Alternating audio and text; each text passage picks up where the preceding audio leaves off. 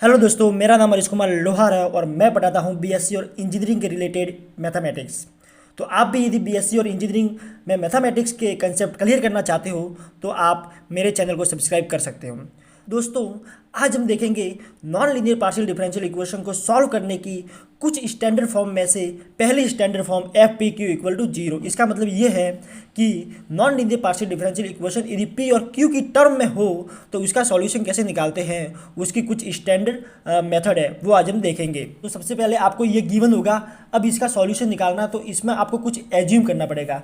तो हम इसका सबसे पहले वर्किंग रूल देखते हैं कि इसको सॉल्व कैसे करते हैं। तो दोस्तों, आपको कुछ नहीं करना है, आपको इसमें से एक p की वैल्यू आपको a मान लेनी है।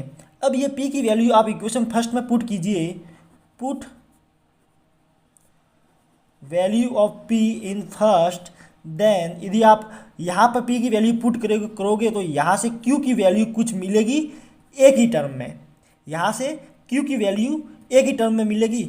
अब हमें क्या करना है, मैंने आपको प्रीवियस वीडियो में बताया था कि सबसे पहले p और q निकालना है।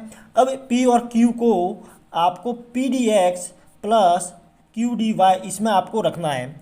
यहाँ से फिर इंटीग्रेशन करके जो भी अपने पास सॉल्यूशन आता है वो अपने पास रिक्वायर्ड सॉल्यूशन होता है। आइए हम एक एग्जांपल द्वारा समझते हैं कि इसका सॉल्यूशन कैसे निकालेंगे। दोस्तों, हम एक क्वेश्चन लेते हैं, P square minus Q square equal to 1। अब इसको सॉल्व करना है। अब देखिए यहाँ पर जो भी हमको क्वेश्चन दिया हुआ है उसमें पी और क्यू की टर्म में ही है, ये क्वेश्चन पी और क्यू की टर्म में ही है। तो हमें क्या करना है, इसके सॉल्यूशन में p को मान लेना है a। अब ये p की वैल्यू इसमें पुट कीजिए। क्या करना है, put value of p in first. तो यहाँ पर फर्स्ट में पुट करोगे तो a square minus Q square equal to 1।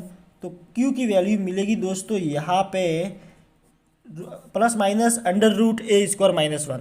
अब अपने पास जो भी ये p और q की वैल्यू आई है इनको रखना है p D X plus Q D Y. इसमें p और q की वैल्यू पुट कीजिए तो p की वैल्यू है a, तो a डी एक्स और यहाँ से आएगी a square minus 1 D Y. अब क्या करना है, इसका करना है integration.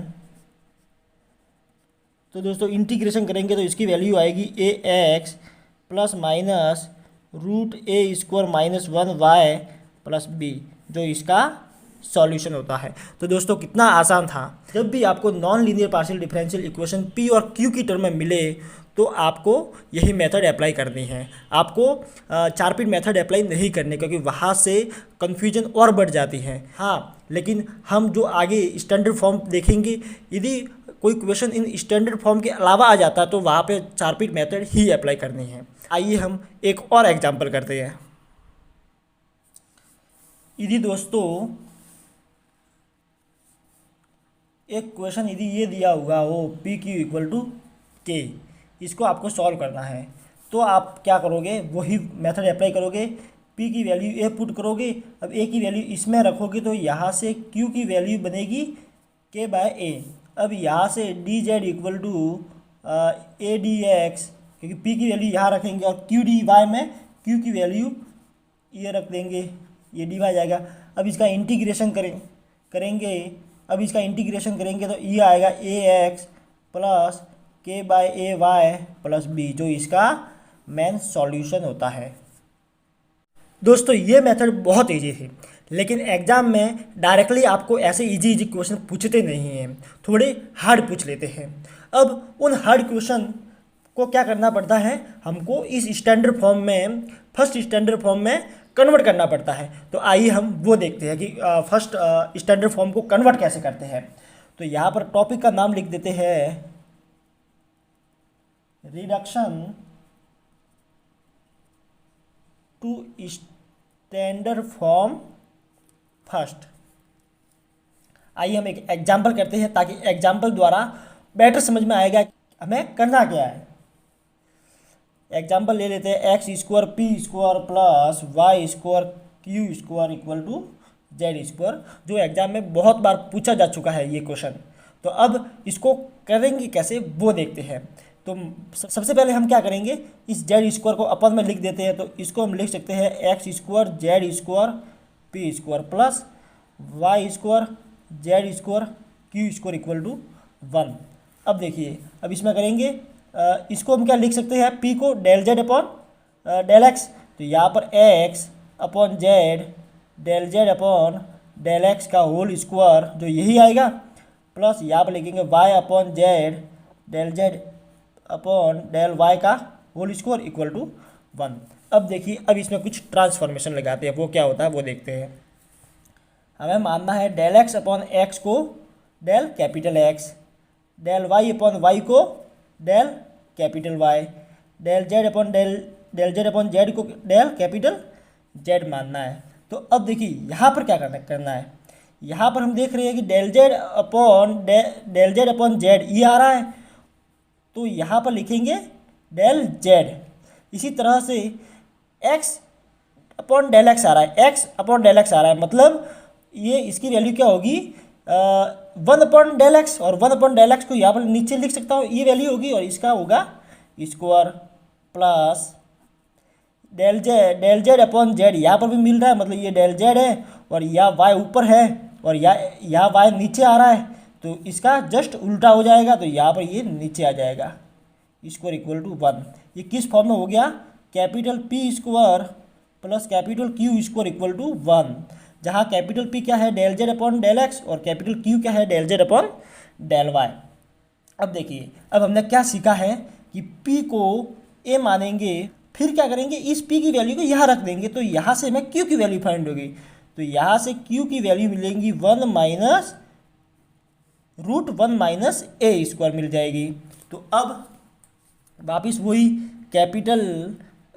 D capital z equal to a d capital x plus root 1 minus A square d capital Y.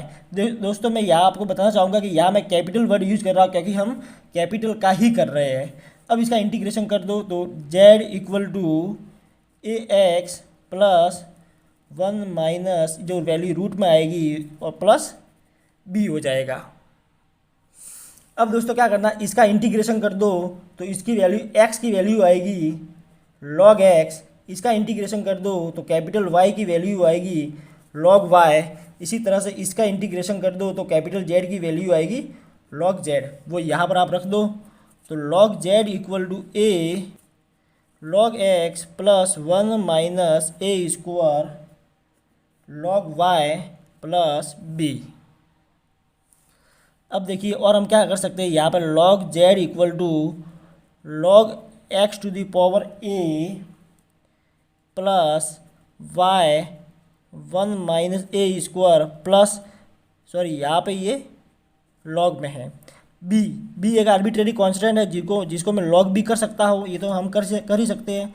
अब देखिए यहाँ से वैल्यू क्या बनेगी, ये होगा log z, और यहाँ से log में है तो log में सारे मल्टीप्लाई में आ जाएंगे, तो ये हो जाएगा, फिर यहाँ से ये हो जाएगा और यहाँ से ये बन जाएगा।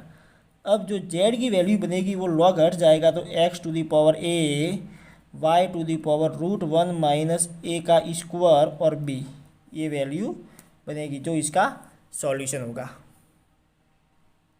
तो दोस्तों आज हमने फर्स्ट स्टैंडर्ड फॉर्म एंड इसके साथ साथ हमने स्टैंडर्ड फॉर्म का रिडक्शन फॉर्म, कि हमें कोई पार्शियल डिफरेंशियल इक्वेशन दे रखी है तो उसको फर्स्ट स्टैंडर्ड फॉर्म में कैसे कन्वर्ट करते हैं वो हमने सीखा है। तो दोस्तों यदि आपको ये समझ में आया है, तो दोस्तों यदि आपको ये वीडियो पसंद आया है तो मेरे इस वीडियो को लाइक कीजिए और मेरे चैनल को सब्सक्राइब करके बेल आइकन दबा दीजिए, क्योंकि यदि आप बेल आइकन दबाते हो तो जब भी मैं नेक्स्ट वीडियो अपलोड करूँगा तो आपके पास नोटिफिकेशन आ जाएगा, जिससे आपको फ़ायदा हो सकेगा। धन्यवाद।